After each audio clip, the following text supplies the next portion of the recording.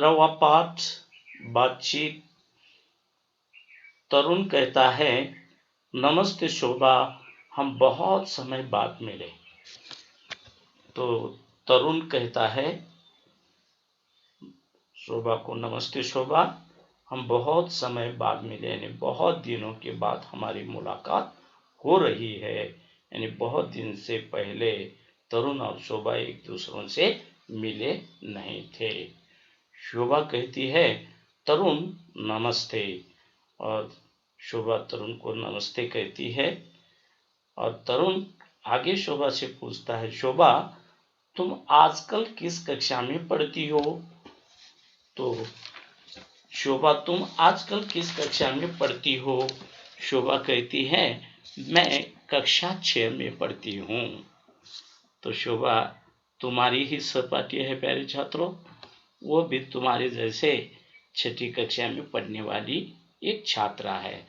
तो शोभा तरुण के द्वारा पूछे हुए प्रश्न का उत्तर देते हुए कहती है, कि मैं कक्षा 6 में पढ़ती हूँ।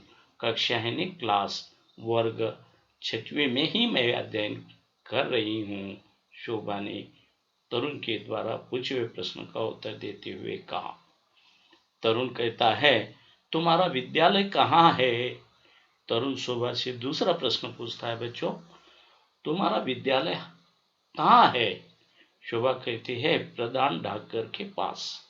तो शोभा कहती है, मेरा विद्यालय डाकघर के पास है। यानी शहर में प्रधान डाकघर है ना, प्रधान का मतलब है बच्चों मुख्य, डाकघर इसको एक डाकघर हिंदी में, इसको अंग्रेजी में पोस्ट ऑफिस के नाम से हम लोग जानते हैं।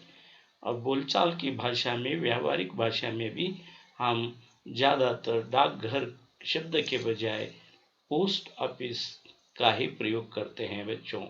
तो प्रधान यानी मुख्य, हेड पोस्ट ऑफिस जहाँ है ना, उसके बगल में ही मेरा विद्यालय है।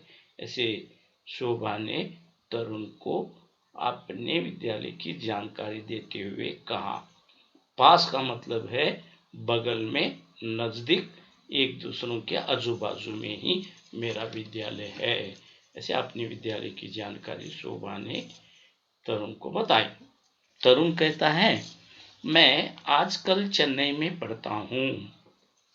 तरुण अपने बारे में बताते हुए कहता है कि मैं आजकल चेन्नई में पढ़ता हूँ, वहाँ मेरे मामा जी रहते हैं।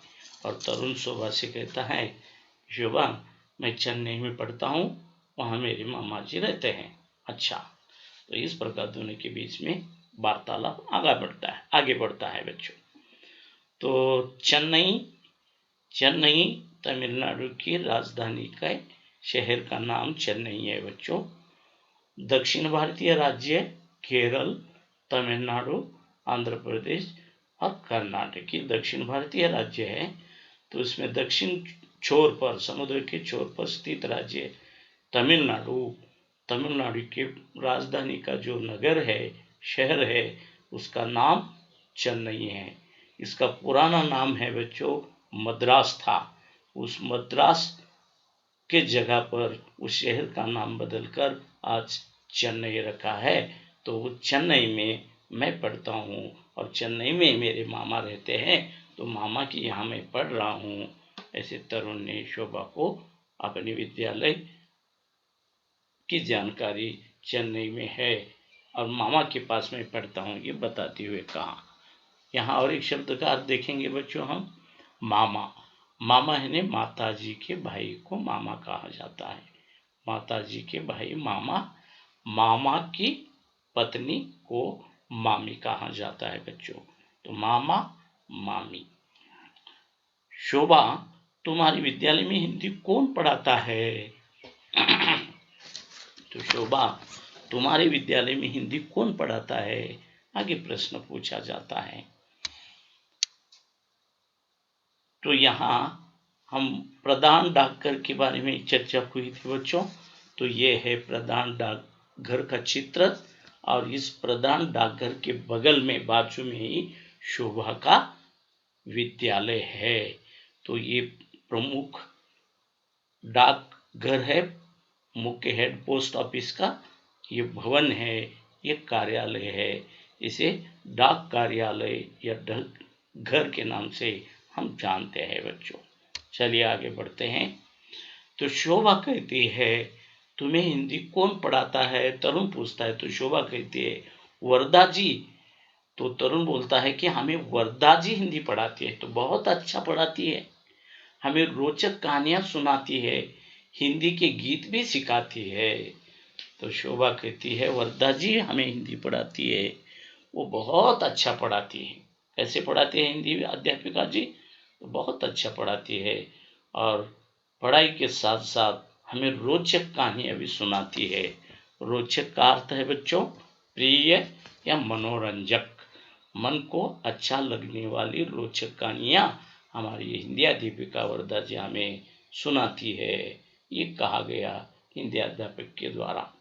पूछे गए प्रश्न का उत्तर देते हुए शोभा ने कहा हिंदी के गीत भी सिखाती है, रोचक कहानियां सुनाती है और उसी के साथ साथ हमें हिंदी के गीत भी हमारी वरदा हिंदी अध्यापिका हमें पढ़ाती है, शोभा ने कहा।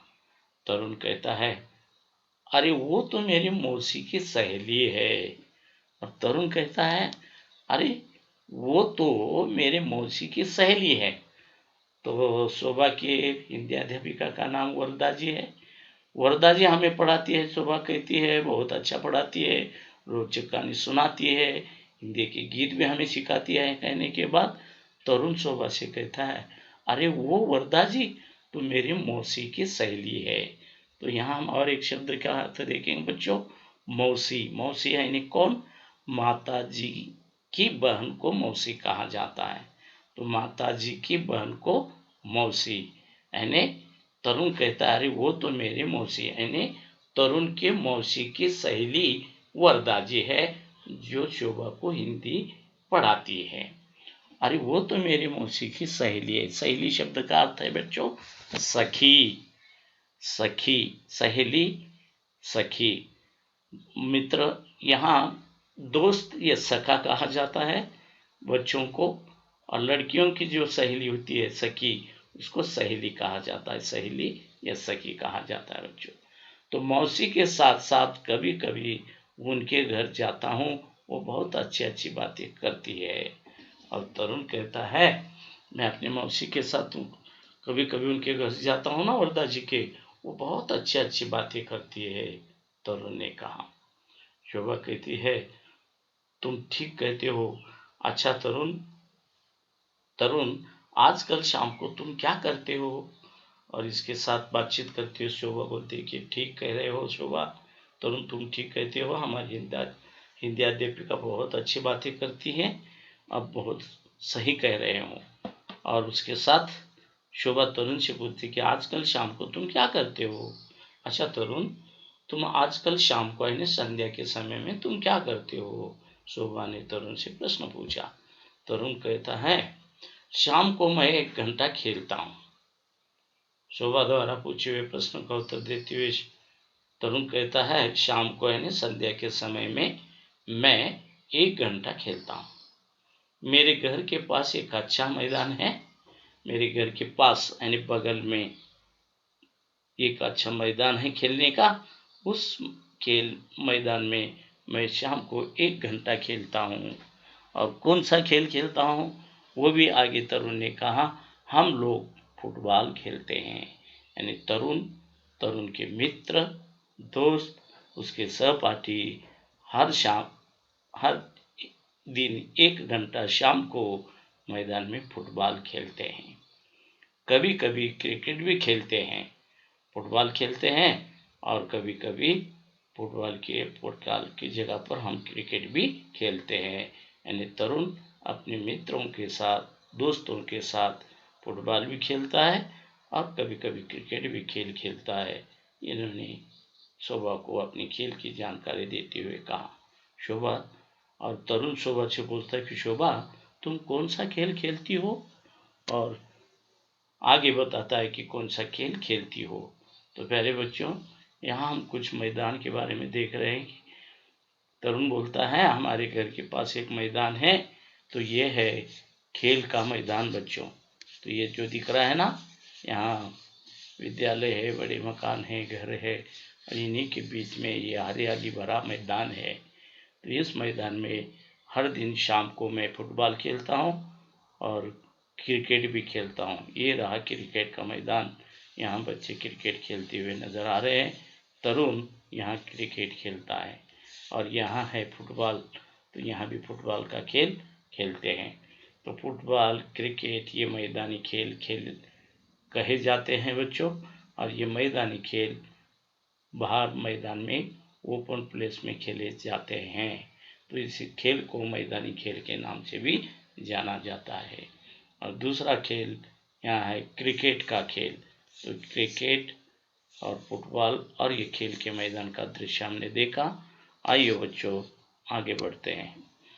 यहाँ बातचीत के साथ साथ बोलते हैं कि तुम कौन से खेल खेलती हो, तरुण पूछता है शोभा से। तो शोभा बोलती है कि मैं खो खो खेल खेलती हूँ। तो शोभा भी खेल खेलती है अपनी सहेलियों के साथ, सखियों के साथ। कौन सा खेल खेलती है? तो यहाँ बताया गया है कि मैं यहाँ खो खो का खेल खेलती हूँ।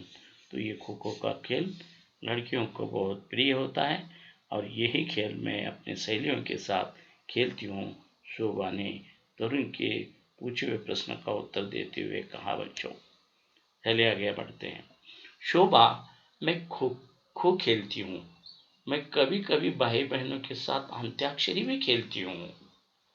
और आगे उसने कहा, मैं खो खो को खेल खेलती हूँ और कभी कभी भाई और बहनों के साथ अंताक्षरी भी खेल खेलती हूँ। शोभा ने तरुण के प्रश्नों का उत्तर देते हुए कहा कि मैं अंताक्षरी का खेल भी खेलती हूँ। तो प्यारे बच्चों, यहाँ हमें जानकारी देखना है। तरुण कहता है अंताक्षरी बुद्धि का खेल है। तरुण कहता है अरे अंताक्षरी तो बुद्धि का खेल है, ये बौद्धिक खेल माना जाता है। तो ये अंताक्षरी खेल खेलने से बौद्धिक क्षमता बढ़ती है। शोभा कहती है हाँ तरुण, इसे याद करने की क्षमता बढ़ती है। तो अंत्याक्षरी ऐसा खेल है, ये खेलने से मनुष्य की जो यादाश्त है, मेमोरी है, मेमोरी पावर है, जो बढ़ता है। इसे याद करने की क्षमता, ताकत दिमाग की बढ़ जाती है। इसे मस्तिष्क का व्यायाम भी आवश्यक है। और अंत्याक्षरी का खेल खेलने से मस्तिष्क का व्यायाम भी होता है बच्चों, और ये होना आवश्यक है। इसलिए मैं भाई बहनों के साथ खो खो खेलती हूँ और उसी के साथ अंताक्षरी का खेल मैं खेलती हूँ, यहाँ बताया गया है। तो तरुण, इसे याद करने की क्षमता बढ़ती है अंताक्षरी खेलने से, और मस्तिष्क का व्यायाम भी आवश्यक है। इसलिए मैं अंताक्षरी का खेल खेलती हूँ, शोभा ने कहा। तरुण कहता है मैं ये मानती हूँ, अब मैं खेल के साथ साथ अंताक्षरी भी खेलूंगा। ऐसे होने का तरुण ने स्वीकार करते हुए कहा कि हाँ शोभा, यही अंताक्षरी का खेल याद करने की क्षमता बढ़ाता है, मस्तिष्क का व्यायाम होता है।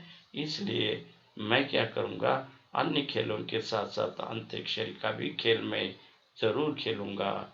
ये बात तरुण शोभा से कहता है।